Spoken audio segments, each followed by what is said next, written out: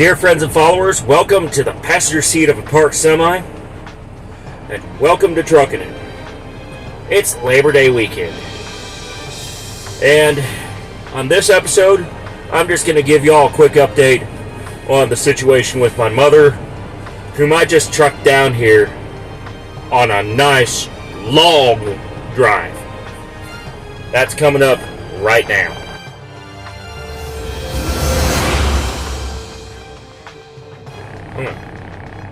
I gotta break this into sections here. So, let's start with Monday. I took off Monday night, started the journey towards her place, and stayed the night at Quality Inn in Joplin, Missouri. And the hotel was okay. It had some dirty and worn out furniture, but at least it was reasonably clean for something with that kind of age on it. And at least they had a good breakfast. I will give them that. So then I continued up north on Tuesday, stayed the night at another Quality Inn, this time in Pontiac, Illinois, where she lived. And I got her ready to go. Once I got up there. And I got rested, did the whole thing that I needed to do. On Wednesday, we'll go into that in the next section, because I found some stuff out about her building that was just completely disgusting. And this is why I chose to allow some time to do this. So let's go into the next chapter. So on Wednesday, I got to speak with her landlord, and I got to see the condition of the building for myself. Let's just say the towers, as they call them up there, were getting to the point where they were similar to a certain other tower that collapsed last year in Florida. And I'm pretty sure that they're either going to have to gut and renovate the building, or they're just going to have to tear it down very soon.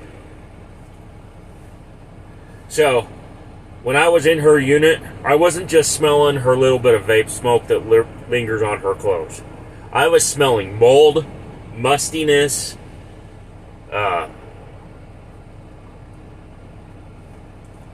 debris, that kind of stuff. And the only type of air conditioning they had in that unit was a cheap Midea Walmart special from China. And that's because the central AC in the building was not working. The boilers were having issues and making all kinds of strange noises, which I talked with the maintenance guy about. He said this was the so-called replacement unit. Parts weren't available. Things were just going downhill. And as I was doing this move out, I was able to also talk with her landlord in person and talk with her neighbors. Some of the neighbors were good, especially those who lived on her floor, but some of her neighbors were not so good. And this ended up being quite the adventure. We were just trying to get the stuff out. Eventually, it got to the point where I had to take a truckload of stuff down to my sister's, and I also had to take a truckload of stuff down to the trash, including her bed, which had been completely ruined by mold, mildew, that kind of stuff. And I knew this was eventually going to result in some brand new furniture at this point. Her dresser was also already taken out to the trash for the same reason. And she had her stuff in boxes ready to go. So, we packed up the truck one last time, and then I went to stay the night in another hotel. This time, it was a Motel 6. we'll go into that in just a moment.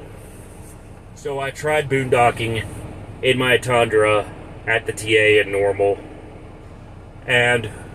or Bloomington, I-55 exit 160, and that was just a complete disaster. I lost the stylus to my phone. Thank God I was able to get replacements quick. And I lost my sanity there. I just could not sleep. So I went to I booked Motel 6 on Hotels.com. And I tried to stay there that night. And I just couldn't get good night's sleep there. It was just filthy. It was nasty. I urge y'all not to stay there. And that's why I chose not to vlog it either. I mean, there was stuff in the bedrooms that, ripped sheets, mold on the floor, dirt, debris, that kind of stuff. So, thank God Thursday morning came quick. And oh yeah, Motel 6 does not serve breakfast. So, I ended up just hitting the road Thursday morning, getting her out of there, and going up to her bank and starting the big trip. So at 6:30 in the morning, the 18-hour drive started. We got her up to her bank, got her some trip cash, as well as some stuff she needed for down here, got turned around, and got on the way south. My next stop was the Mr. Fuel Pilot Flying J location in Litchfield, Illinois, where me and her got sandwiches, and she got some time to take her dog out. And from there, the trip just continued on down here to Texas. And I was just going as fast as I comfortably could. We had some back roads we had to take in order to get here. We being me and my mother and her dog.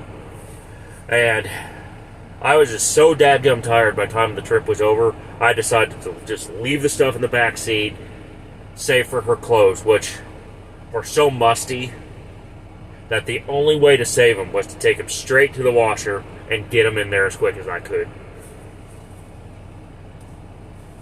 And then comes Friday. So Friday ended up being a very busy day for me. Once we got back to town, I started to and got some rest. I started having her unpack her stuff and got some sleep therapy in. Thank God for CPAP.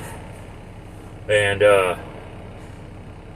then we had to run over to her, what would soon be her new bank, and to a couple furniture stores to get some stuff for her bedroom, and had to order some stuff off Amazon, that kind of stuff, and then had even more laundry to do on top of that. So Friday ended up just being very busy. And once I got her bedroom set up and got some stuff done at the house, Saturday came along and went. Me and her were just mostly resting up that day. And then Sunday, I took her to my church and got her introduced to the pastor, to the ministry, that kind of stuff. And then finally, today came. I am so relieved to be back here in the truck, ready to go to work. So, as I wait on my co-driver now, I need y'all to pray for my mom and her situation with her health, and also pray that she gets some of her deposit back for her apartment, since she just had a bunch of stuff going on. And hopefully I'll never have to move somebody like that again. And it was just grueling. Kind of a nightmare scenario But at least I was able to get it done. So here's some pointers for all y'all if you're having to move or move your parents. 1. Allow lots of time. And I mean lots. Give it a couple days. So that way if a contingency comes up, that you can get it taken care of. 2. Get your rest. Don't try to cannonball this. Because, I mean, a lot of people try to cannonball this and they end up falling asleep at the wheel. Or in fatal accidents that can cause serious harm to themselves or to others. 3, if you know you got a lot of heavy stuff, hire professional help. And lastly, and I keep stressing this, take your time if you're moving your family. Because there's a lot of things that can go wrong during a move. And I've been there, done that. So, stay strong and just take your time and let's make your next move your best move. Oh, let's make your best move your next move. Keep learning, keep thinking, keep on trucking. And until I see you again, keep the shiny side up. Bye for now.